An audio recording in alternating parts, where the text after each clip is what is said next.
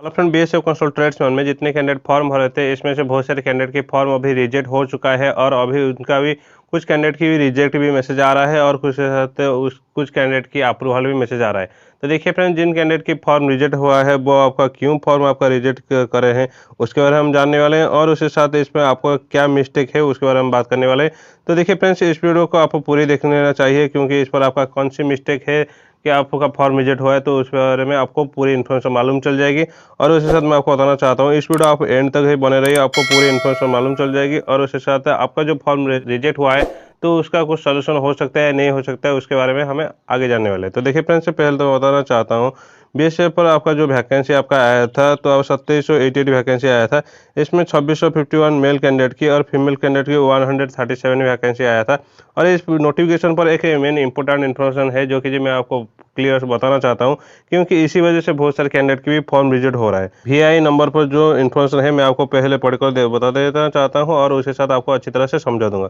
तो देखिए फ्रेंड्स, इस पर जो लिखा हुआ है कि आपका state wise and trade wise vacancy is include with advertisement notice a candidate has apply again vacancy allocated to his home and domicile state only. तो इसका पूरी इन्फॉर्मेशन बताना चाहता हूँ कि आपका स्टेट वाइज आपका वैकेंसी आया है और उसके साथ आपका स्टेट वाइज के साथ साथ आपका ट्रेड वाइज ही वैकेंसी आया है कि आपका कौन सी स्टेट पर कितने वैकेंसी आया है और कौन सी ट्रेड पर वैकेंसी आया है। तो उसी के हिसाब से आपका एडवर्टाइजमेंट नोटिस को देखकर आप फॉर्म डालेंगे तो आपका फॉर्म वो अलोकेटेड करते हैं, यानी आप उसी सेक्शन पर भर्ती हो सकते हैं, नहीं तो आपको अदरवाइज वो डिस्क्वालीफाई कर देने वाले हैं। तो इसलिए वो साफ साफ इधर बता दिए हैं। और उसके साथ इस नोटिफिकेशन और एक मेन इंपॉर्टेंट इन्फॉर्मेशन है जो कि मैं आगे देना चाहता हूँ। तो देखिए फ्रेंड्स, ये स्टेट वाइज आपको एक एग्जाम्पल के जरिए से मैं आपको बताना चाहता हूँ। आपका जो वैकेंसी वो डिस्ट्रीब्यूट किया गया है तो उसके बारे में आपको क्लियर बताना चाहता हूँ। मान लीजिए एक एक कुक की वैकेंसी के बारे में एग्जाम्पल देता हूँ। तो देखिए फ्रेंड्स, कुक के बारे में बता रहा हूँ कि इस पर आपका जो महाराष्ट्र का वैकेंसी है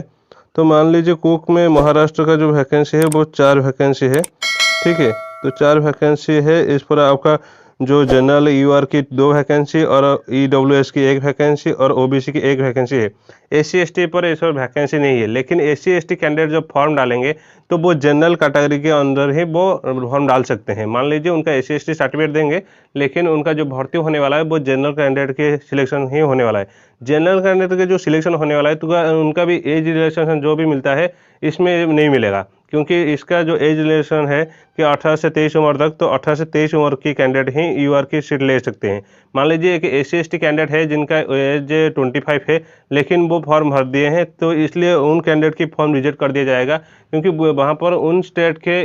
के हिसाब से उनका वैकेंसी नहीं है। तो उनके हिसाब से एक बंदे की जो मान लीजिए एक 23 उम्र की एक एज है एससी एसटी कैंडिडेट, वो फॉर्म डालेगा तो उनका हो जाएगा क्योंकि वो उनका जनरल कैटेगरी से वो भर्ती हो सकते हैं। उनका एज रिलैक्सेशन उस पर काम नहीं आएगा, सिर्फ नॉर्मल एज रिलैक्सेशन जो जनरल कैंडिडेट के लिए है 18 से 23 उम्र, तो 18 के 23 उम्र में बीच में वो आ रहा है तो वो फॉर्म डाल सकता है। तो ठीक है फ्रेंड्स, आपको अच्छी तरह से समझ आया तो ठीक है, नहीं तो मैं फिर से एक बार बताना चाहता हूँ। मान लीजिए कि बिहार का ही वैकेंसी करता हूँ कुक के बारे में। देखिए बिहार का वैकेंसी इस पर धरो 4 वैकेंसी आया है। इस पर यूआर की 2 वैकेंसी और ओबीसी की 1 वैकेंसी और एससी की 1 वैकेंसी आया है। देखिए फ्रेंड्स, इस पर जो एसटी कैंडिडेट की कोई वैकेंसी नहीं है तो एसटी कैंडिडेट की एज लिमिट है 28 तक ही वो फॉर्म डाल सकता है। लेकिन जो 27 या 28 जो भी है तो वो फॉर्म डालेंगे तो वो जनरल कैटेगरी से नहीं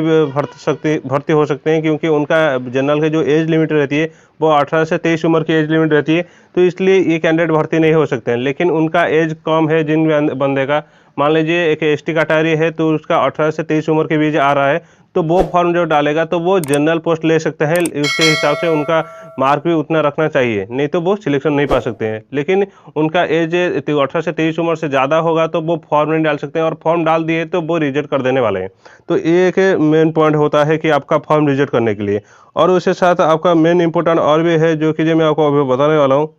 देखिए फ्रेंड्स, आपका जो एडवर्टाइजमेंट की जो सेकंड नंबर पेज है तो इस पर जो एक्स भी आई का जो नोटिस है तो मैं उस पर बताना चाहता हूँ कि वो साफ साफ बता रहे हैं कि आपका जो एजुकेशन सर्टिफिकेट है और उसके साथ आपका एक्सपीरियंस सर्टिफिकेट है, आपका जो अदर जो सर्टिफिकेट है यानी आपका कास्ट सर्टिफिकेट और उसका डोमिसाइल सर्टिफिकेट जो भी आपका सर्टिफिकेट है वो आपको अपलोड करना चाहिए, नहीं तो वो सही तरह से आपको अपलोड करना चाहिए। नहीं तो वो रिजेक्ट कर देने वाले हैं। साफ साफ वो बता रहे हैं कि जो reject of requirement selection board की तरफ से वो फाइनल रिजेक्ट कर देने वाले हैं। और उसके साथ में आपको जो 2 नंबर नोटिस पर एक मेन पॉइंट वो बता रहना चाहता हूँ, जैसे IX पर है। तो देखिए फ्रेंड्स, वो बता रहे हैं कि आपका जो एप्लीकेशन आप फॉर्म भरे हैं, तो इस पर आपको साफ साफ बता रहे हैं कि आपका मैट्रिक सर्टिफिकेट के हिसाब से ही आप फॉर्म भरिए, अदरवाइज आपका जो भी डॉक्यूमेंट है तो इस पर आप फॉर्म डालेंगे तो वो कैंसिल कर देने वाले हैं। तो देखिए फ्रेंड्स, मेनली कुछ कैंडिडेट क्या कर रहे हैं कि उनका आधार कार्ड पर उनका नेम सही है और उनके साथ उनका मैट्रिक सर्टिफिकेट पर जो नाम है वो गलती हो गया है। तो इसलिए जो आपका मैट्रिक सर्टिफिकेट है वहाँ पर आपको जो फॉर्म डालेंगे, आपका मैट्रिक सर्टिफिकेट के अनुसार ही आपको फॉर्म डालना है,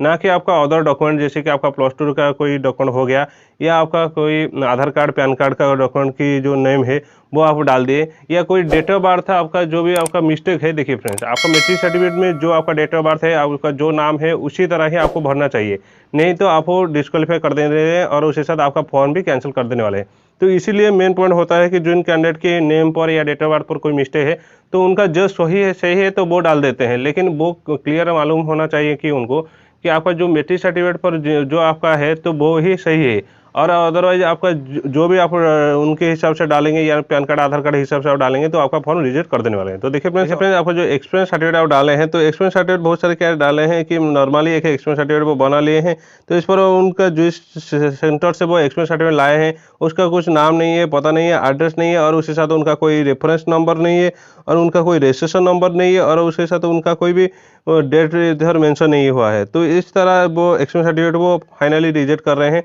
तो इस बात को भी आपको ध्यान रखना चाहिए। और उसके साथ ये जो एक्सपीरियंस सर्टिफिकेट मैं आपको दिखा रहा हूँ, इस पर बहुत सारे इन्फॉर्मेशन है, लेकिन इस पर मेन चीज़ की इस पर आपका रेफरेंस नंबर नहीं है। रेफरेंस नंबर का मतलब क्या है, मैं आपको पहले क्लियर करना चाहता हूँ। ये जो लेटर पैड आप लाए हैं, इस लेटर पैड जिस भी संस्था से आप लाए हैं उसी संस्था के पास एक रजिस्टर होना चाहिए, और उस रजिस्ट्रेशन पर वो मेंशन करना चाहिए कि 5 नंबर की जो रेफरेंस नंबर वाले जो लेटर पैड है, तो उस पैड को हम किस बंदे को दिए हैं और किस लिए हम दिए हैं, तो उसके पास एक रजिस्ट्रेशन होना चाहिए, तो इसलिए वो रेफरेंस नंबर डालते हैं। देखिए फ्रेंड्स, आप जिस भी संस्था से लेटर पैड लाएंगे तो उसी संस्था का एक रेफरेंस नंबर वो डालते हैं, क्योंकि वो भी याद रखने के लिए कि इस जो पैड का ये जो पेज हम दिए हैं तो ये पेज हम किसके लिए दिए हैं और उसका काम क्या है, तो इसलिए वो मेंशन करते हैं। तो इसलिए इस पर रेफरेंस नंबर नहीं है, तो इसी वजह से बहुत सारे कैंडिडेट की फॉर्म रिजेक्ट हो रहा है। और है इस पर रेफरेंस नंबर है और उसके साथ उनका डेट है, और ये HPCL गैस डिस्ट्रीब्यूटर का है, तो इसलिए सारे डिस्ट्रीब्यूटर की कोड है,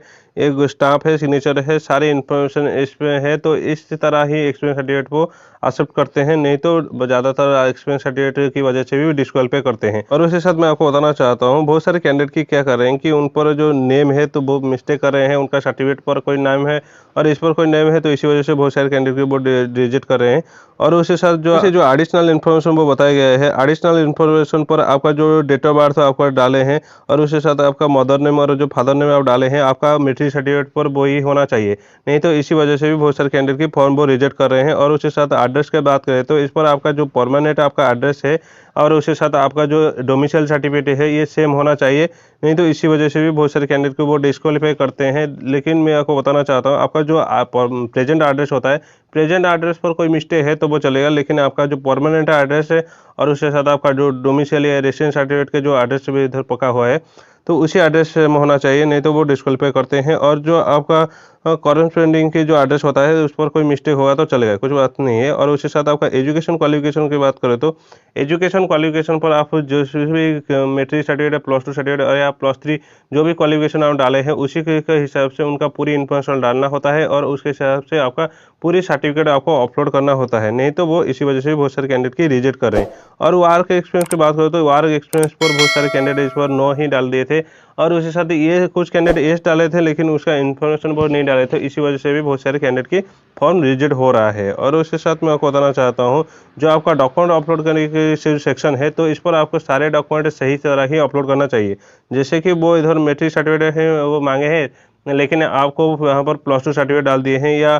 कोई आपका कास्ट सर्टिफिकेट डाल दिए हैं, तो इसी वजह से बहुत सारे कैंडिडेट की फॉर्म रिजेक्ट हो रहा है। तो देखिए फ्रेंड्स, आपका फोटो और सिग्नेचर जो भी वो इन्फॉर्मेशन मांगे हैं, जिस भी पॉइंट पर, उसी पॉइंट पर ही आपको अपलोड करना चाहिए, नहीं तो वो इसी वजह से भी बहुत सारे कैंडिडेट की डिस्क्वालीफाई करते हैं। और उसके साथ मैं आपको बताना चाहता हूँ, ये जो आपका फॉर्म रिजेक्ट हुआ है तो इसी का कुछ सलूशन है या नहीं है, तो इसलिए एक सेपरेट वीडियो में बनाया हूँ कि इस पर आपका जो बीएसएफ वाले को एक रिक्वेस्ट एप्लीकेशन ही भेजा था, उस एप्लीकेशन पर क्या इन्फॉर्मेशन था, उसीलिए आप इस वीडियो भी देख सकते हैं। इसका लिंक मैं डिस्क्रिप्शन बॉक्स में दे दूंगा। और उसके साथ आप जो बीएसएफ कांस्टेबल ट्रेड्समैन फॉर्म भरे हैं, तो इस पर आपका जो जॉब प्रोफाइल है पहले आपको जान लेना चाहिए कि आपका ड्रेस कोड क्या रहती है, आपका फैसिलिटी क्या क्या मिलती है, आपका सैलरी क्या रहती है, आपका प्रमोशन होता है नहीं होता है, तो उसके बारे में जो सेपरेट वीडियो बना चुका है, तो उस वीडियो आप डिस्क्रिप्शन बॉक्स में मिल जाएगी, तो उस पर आप क्लिक करके देख सकते हैं। देखिए फ्रेंड, बीएसएफ कांस्टेबल ट्रेड्समैन में आपका जो फिजिकल होने वाला है वो कब होने वाला है, उसके साथ आपका डॉक्यूमेंट की डिटेल्स के बारे में अच्छी तरह से बताया हूँ, और उसके साथ आपका फिजिकल के डिटेल्स के बारे में बताया हूँ, तो इस वीडियो आपको डिस्क्रिप्शन बॉक्स में मिल जाएगी, तो उस वीडियो आप देख सकते हैं। और उसके साथ बीएसएफ कांस्टेबल ट्रेड्समैन की